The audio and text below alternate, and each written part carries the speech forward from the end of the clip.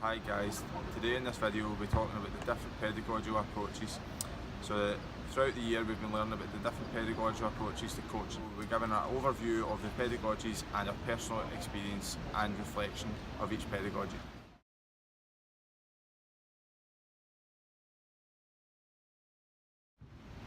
Hi guys, my name is David Smith and today I'm going to be talking you through the traditional approach of coaching. So the traditional approach is a linear approach that follows a step-by-step continuum. So the participants will be doing a skill over drill practice. This means they'll have a specific skill to learn, there'll be specific coaching points, and they'll be working their way through specific coaching points throughout the drill. The skill that we've done today we'll be looking at will be a bounce practice in basketball, and in this you'll see two participants doing a specific drill in repetition. The repetition of this is to get the participants to get a good short-term memory gain of the skill. This will be able to be done in block practices in isolation. So with the repetition of this, hopefully the participants will be able to perform this skill over a short period of time. When they go into games, just have a basic idea of how to do the skill, so they'll be able to perform in a game situation. So as you can see in this drill, the participants are doing a simple bounce pass and chest pass skill drill. So the participants, as you can see, in isolation, they're doing the repetition of the skill, they're stepping in and they're catching the ball. So these are the two main points that the coach is looking at. As you can see, the tempo isn't very fast, so there's not much pressure on the participants to make mistakes. If they do make mistakes, it's easily rectified by the coach, and hopefully this will stop any kind of bad habits coming in their short-term gains. The traditional approach is something best used at the cognitive stage of learning. This is different to the constraints-led approach, which can be used at all levels.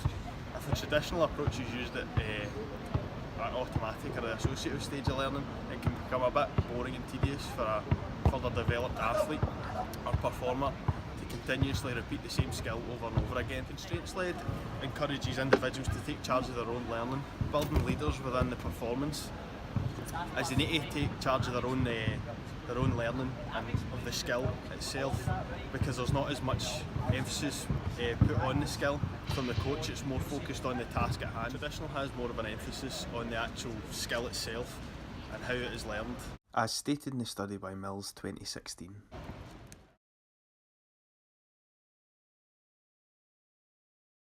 First of all is the constraints-led approach. The constraints-led approach is a hands-off approach for the teacher and the learner.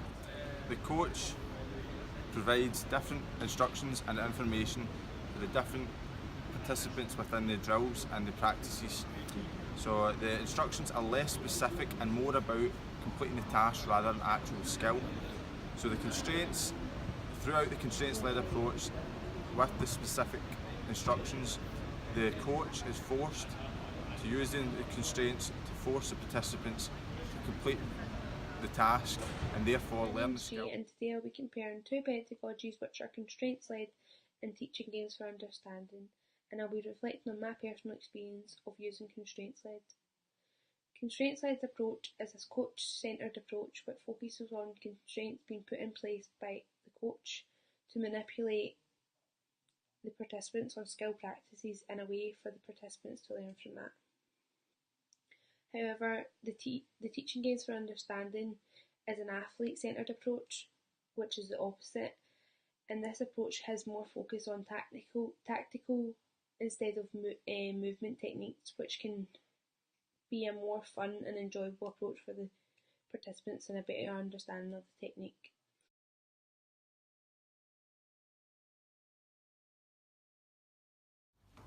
David Bunker and Rod Fox model for teaching games for understanding, is a coaching approach that uses both modified and conditioned games as a vehicle for learning the tactical aspects of games.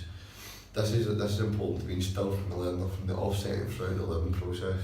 This approach allows participants to take part in drills that are put into game-related practices, which enables them to incorporate the skills into the real game. This approach allows the participants to take part in drills that are within a game-related aspect and allows them to incorporate the drill within the real game setting. The purpose of teaching games for understanding is to allow the learner to be at the very heart of the learning process. It is the role of the coach, rather than to be hands-on, than to facilitate play, such as setting rules for the games and conditions that to be played in, according to Harvey, Cushing, Maskins, et al. 2010. Teaching games for understanding follows a 6-stage learning process. The first of this being the game. This allows the coach to see the initial levels of understanding for the players. The second stage is the game appreciation. Students are then allowed to enjoy the freedom of learning through play. The third stage is tactical awareness. Students are encouraged to identify attacking and defensive tactics in the game. Decision making is the fourth. At this stage, learners need to understand the decisions they make in real time. The fifth is skill execution. Coaches step in here to re-evaluate the level of skills and techniques and also implicate where improvement can be made. And the sixth and final stage is performance, and this is where the learners would then redo the game, having relearned the skills and techniques that the coaches have improved on.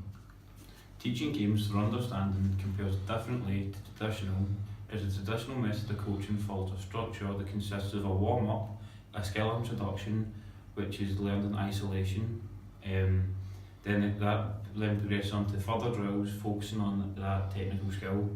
Then it goes into a small-sided game, which will have wee conditions on it that will focus on technical skill just been learned previously.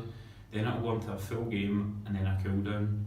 This approach focuses on how the drill is carried out, not why it's carried out, which doesn't benefit as much as from teaching games as they explain why it is put into play. This approach can be applied to any stage of learning as it's a basic, enjoyable structure, and it motivates the participants that are participating to try harder as they're developing tactical skills through play. As you can see for the video shown, the coach is verbally giving them verbal instruction to the two teams for what he's expecting for the game. The goal of the game is to complete 9 chess passes in a row without the other team intercepting. If the team was to get 9 passes in a row, they'd gain a point, and then the two teams would swap sides. This practice is beneficial. As you can see, there's full participation from all, as there's even if they do not have the ball, they're moving into space and trying to get involved, and there's a lot of enthusiasm being shown here.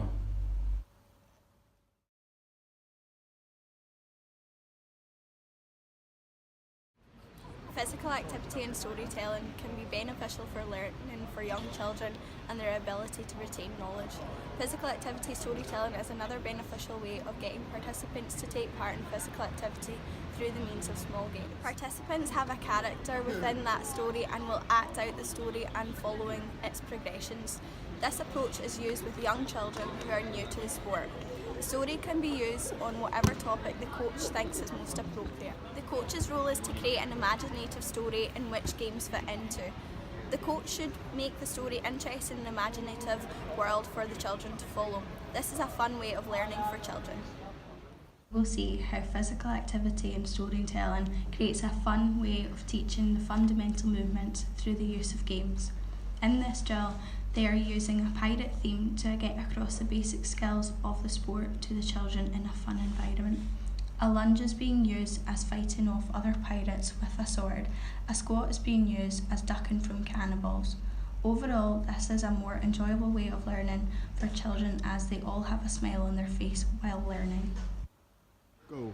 So, from my personal reflection of this pedagogy, I would say this pedagogy is best used for beginners, probably coaches that are at the beginning stage of their coaching abilities. This would allow them to be able to coach through the skill or drill and have a good block practice to be able to keep the participants under conditions that are not very pressured for them. That means they won't feel as pressured to make mistakes. I would say that this pedagogy is good for maybe younger kids at the cognitive stage of learning. Personally, I find using the traditional method of coaching very useful when working with participants that are at a cognitive stage and just beginning within their sport. This is due to the fact that they won't have grasped the fundamentals of the skill, and a traditional coach is more likely to give them a task that focuses on repetition of the skill that has been broken down into simpler, more manageable parts. So it could be a case of as seen in the video earlier, just chess pass back and forth. Personally, someone that is just starting out will maybe enjoy this a bit more than maybe feeling a bit out their depth trying to do a skill that they have not yet grasped are trying to do a drill that involves a skill that they've not yet grasped and allows them to take a step towards that session. I found that my participants began to lose interest quite quickly once they began to pick up the skill that was being practiced. This then meant I had to move on the skill quite quickly. But in saying that, they did tend to pick up the skill rather quickly. So although it did become quite tedious and boring, they learned the skill. In my personal experience, constraints led is a positive approach to coaching. I think the constraints put on the participants will allow the participants to actually perform the skill rather than thinking about the skill and worrying about what they have to do to achieve the skill.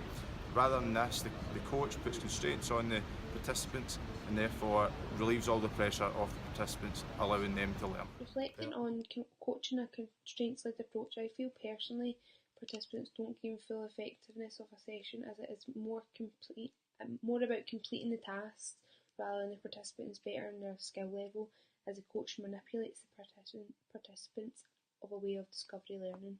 Personally, I think teaching games for understanding is a very useful approach to using coaching in comparison to the traditional methods. I think it's beneficial as it allows the learner to be at the heart of the learning and to be constantly learning the offensive and defensive tactics of the game throughout. For me, teaching games for understanding is a beneficial approach. It gets the most out of the participants as game-related practices give them the vital skills for the drills they've learned to put them into practice. It also it's one of the more motivational pedagogies. It's enjoyable and it's not as boring as the linear drills you can do with other pedagogies.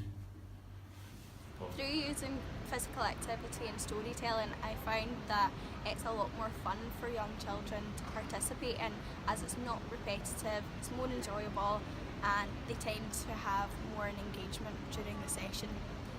So overall, in this video we have talked about the different pedagogies, one being traditional, two being constraints led, then past, and then TGFU. So throughout the video we have discussed the different pedagogies, and now we're going to discuss the best pedagogy in our personal opinion. So constraints led is the best pedagogy for us because we find that the participants are able to learn themselves without the coach actually having to do much. It's a hands-off approach, which means the coach just has to put on the constraints and then the task at hand, and then the person will be able to learn themselves.